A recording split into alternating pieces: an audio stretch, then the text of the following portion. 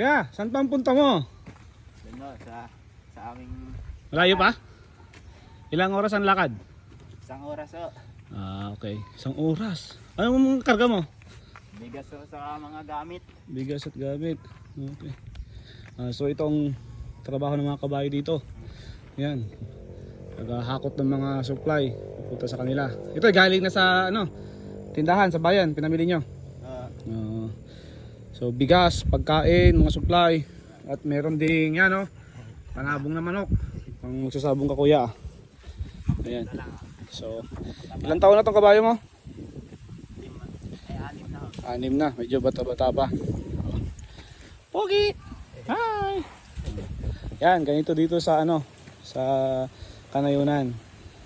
Ginagamit ang kabayo pang hakot, pang karga ng mga kailangan sa bahay. Mga gayak kung tawagin nila dito sa Quezon. So, sige kuya, ingat kayo. Ingat kayo. Sige. Okay.